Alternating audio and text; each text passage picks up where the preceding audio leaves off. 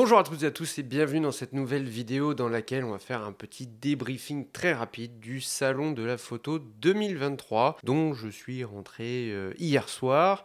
Et donc là un petit peu à chaud, je tenais à vous faire un petit débriefing on va dire parce que c'est la deuxième année que je participe au salon de la photo, pas en tant que visiteur mais en tant que participant on va dire.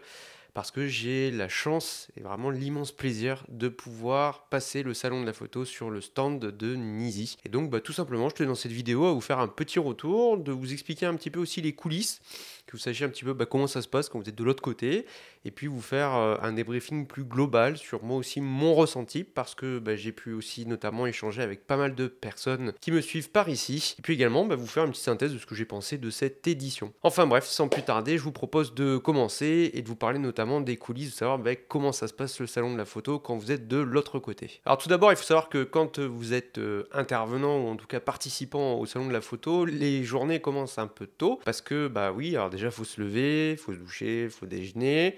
Bon, ce qui est cool, c'est que le matin, vous voyez, avec l'équipe de Nisi, c'est le moment où au petit-déj, on peut discuter, on peut parler de tout, de plein de choses, et c'est vraiment super sympa de se retrouver. Et puis après, il faut arriver un petit peu plus tôt sur le salon. Le public arrive à 10h, donc c'est l'ouverture publique, mais il faut y être quand même avant parce que il faut préparer le stand, il faut tout nettoyer, il faut tout mettre en place. Et il faut donc tout nettoyer. Quand je dis tout nettoyer, c'est notamment les filtres, parce que c'est quand même un truc assez fou. Quand on prend les filtres le matin et qu'on les regarde, ils sont remplis d'éclaboussures. C'est comme si les gens, en fait, ils postillonnaient dessus. Enfin bref, c'est quand même assez incroyable. Donc il y a tout un temps, par exemple, de nettoyage pour que tout soit nickel. Alors on pose un petit coup aussi pendant la journée, etc. On remet tout bien droit, on remonte les caméras, enfin bref. Donc il y a tout ce temps de préparation qui est nécessaire. C'est pour ça que l'ouverture au public est à 10h. Mais on arrive environ vers 8h30 sur le stand pour tout préparer. Yo les amis, j'espère que vous allez bien. Et bien voilà, hop là, on est au salon. Et puis, bonjour à tous et bienvenue. Hop, c'est la préparation et ça ouvre dans un quart d'heure. Donc on est chaud. Petit tour aux toilettes avant. Et puis vamos.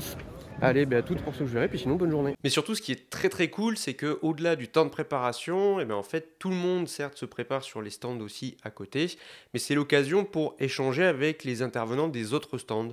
Par exemple, nous, sur notre gauche, on avait la marque Newer, et donc on a pu échanger avec les personnes de chez Newer qui étaient franchement très sympathiques. On a aussi des personnes d'autres stands qui sont passées sur le stand de Nisi, donc avant l'ouverture au public, et c'est l'occasion de discuter, de faire un bilan sur ce qu'on pense du salon, etc. Et aussi, ce qui était très difficile, c'est que nous, le stand Nisi était juste en face du stand Sony, et donc on est beaucoup à utiliser du Sony, donc c'est vrai que ça nous faisait vraiment de l'œil. Et on a pu discuter avec les personnes de chez Sony, c'était franchement sympathique.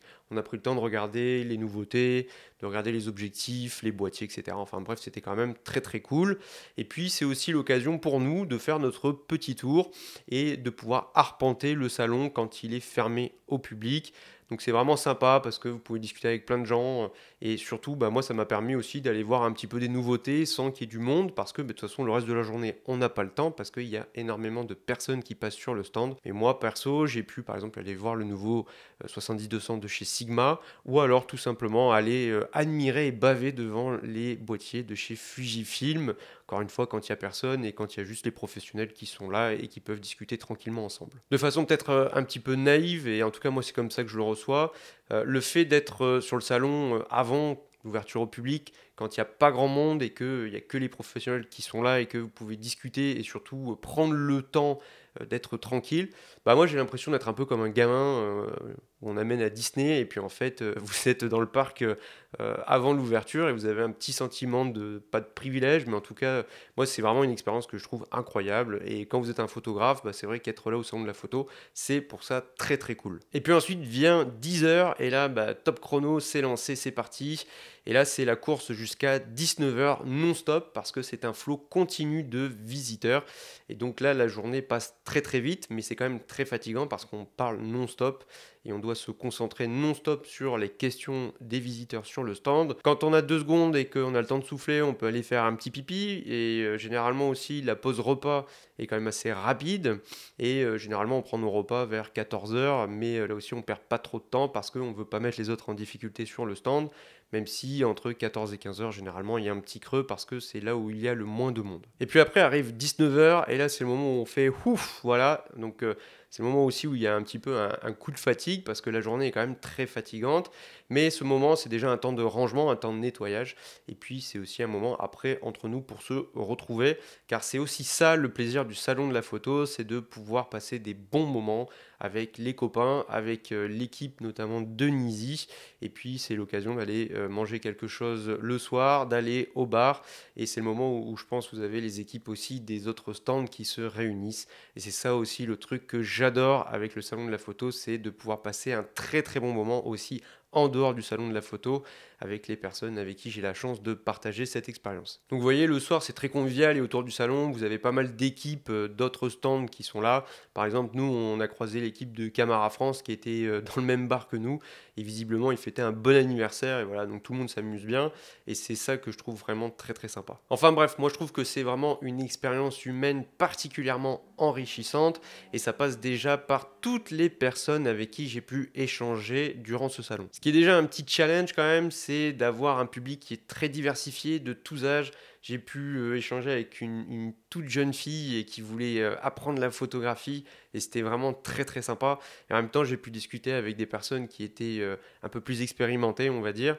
Mais ce qui est un peu difficile, c'est de passer de personne en personne et d'avoir des questions qui sont très différentes. C'est-à-dire que vous pouvez avoir quelqu'un qui débute totalement la photo et qui ne sait pas ce qu'est un filtre et qui du coup vient pour dire je voudrais savoir à quoi ça sert. Donc là, il faut être un petit peu pédagogue et en même temps, la personne d'après, ça sera un professionnel qui a une demande très très précise et il faut un petit peu jongler avec tout ça. Donc ça demande pas mal d'efforts et de concentration, mais en même temps, c'est là où c'est génial, c'est qu'on ne sait jamais à quoi on va s'attendre et c'est ça qui est très enrichissant, je trouve. Également, je tiens à dire que toutes les personnes, sans exception, avec qui j'ai pu échanger, étaient vraiment très sympathiques et je n'ai pas eu la moindre personne désagréable et ça, je trouve ça génial car c'est toujours dans la bonne humeur et on rencontre de super personnes. Donc la plupart des gens, je ne les connaissais pas, mais en tout cas, j'en ai rencontré des très très gentils.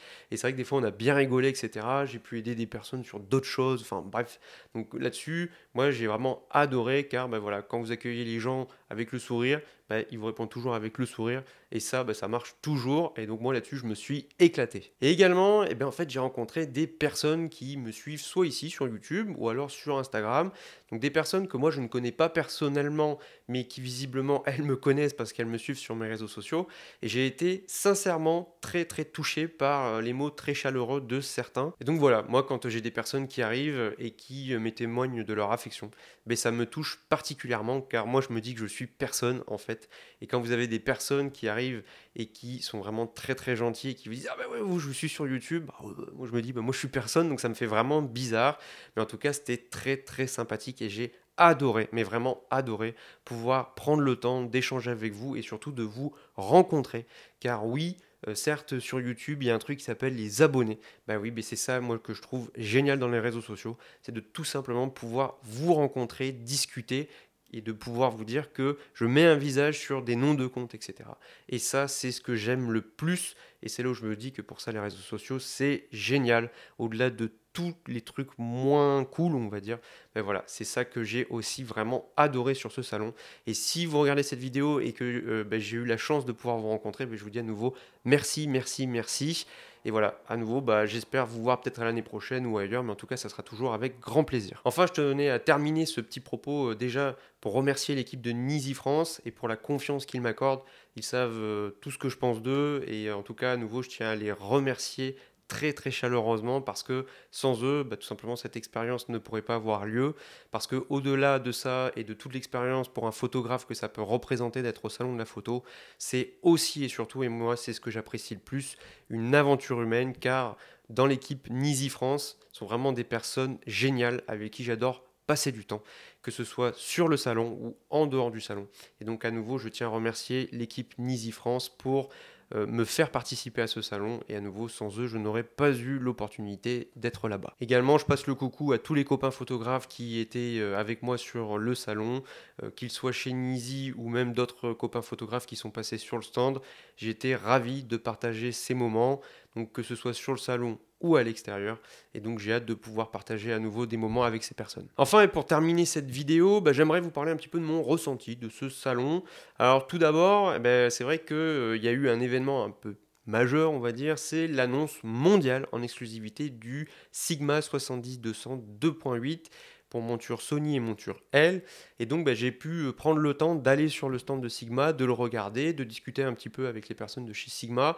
Et c'est un objectif qui est particulièrement intéressant et qui était surtout très très attendu. J'ai l'impression qu'en fait il allait arriver dans 10 ans depuis le temps qu'on en parle de cet objectif. Mais il est bien là. Et pour l'avoir donc vu de mes propres yeux, c'est un très bel objectif. Donc on est vraiment sur voilà, les standards de Sigma. Zooming interne 1,3 kg. Le prix n'a pas encore été communiqué. Il sera communiqué par Sigma en novembre prochain pour une sortie publique en décembre.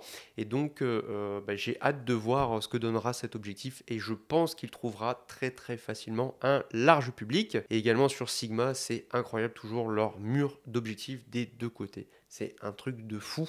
Et ça, je trouve que c'est le truc le plus fou que j'ai pu voir sur ce salon. C'est la même chose l'an dernier. Ce mur d'objectifs, c'est du plus bel effet. Et voilà, on voit que Sigma, ils accordent un soin particulier à la qualité visuelle de leur stand. Comme je l'ai dit précédemment, j'en ai profité aussi pour aller sur le stand de Fujifilm. Et oui, vous savez que j'adore cette marque. J'ai pu prendre en main le nouveau GFX 102, un très très beau boîtier, vraiment magnifique avec un beau revêtement, un poids assez contenu par rapport au capteur moyen format et un boîtier vraiment très agréable à tenir en main. Après je suis passé sur les boîtiers APC, là j'ai bavé devant tous les petits boîtiers, enfin bref vous savez tout l'amour que j'ai pour les boîtiers Fujifilm. Et puis ensuite voilà, j'ai pu naviguer un petit peu partout, je suis passé chez Réponse Photo, magazine que j'adore lire et auquel je suis abonné. Également, voilà, je suis passé sur tous les autres stands et j'ai vraiment apprécié. Nous, on était avec Nizi vraiment en face du stand Sony, donc on a pu suivre toutes les conférences qui étaient là. Donc il y avait des conférences de photographes, de créateurs de contenu. Il y a eu par exemple Olivier Schmitt qui est passé faire une conférence. Il y avait d'autres photographes aussi, c'était vraiment très très intéressant. Alors moi je suivais sans suivre, mais j'avais toujours une oreille qui essayait de suivre parce que c'était très intéressant. Et puis à un moment il y a eu aussi un truc sur voilà un peu plus sur les boîtiers Sony. Et c'est vrai qu'à un moment il a été abordé la question du focus stacking sur le nouveau A7R5 et tout. Et là j'avais à ce moment-là envie de lever la main et puis de crier haut et fort. Et à quelle heure vous faites les mises à jour sur les autres boîtiers? Enfin bref voilà, là c'est un utilisateur Sony qui parle, mais c'est quand même des choses assez drôles. Juste après il y avait le stand Nikon et de l'autre côté il y avait les conférences, mais on voyait qu'il y avait énormément de monde et il y avait souvent de gros applaudissements. C'est vrai que quand on a vu la liste des intervenants sur le stand Nikon, ça avait l'air franchement chouette. Et c'est vrai que voilà, c'est là où aussi des fois on aimerait pouvoir se téléporter un petit peu et aller suivre les conférences. Mais en tout cas, des retours que j'ai eus sur certaines des conférences, il y avait des choses très intéressantes visiblement. Enfin bref, je vais m'arrêter ici, tout simplement pour vous dire que j'ai été vraiment très heureux de participer à cette édition. À nouveau, comme j'ai dit, j'ai pu rencontrer des personnes qui me suivent par ici.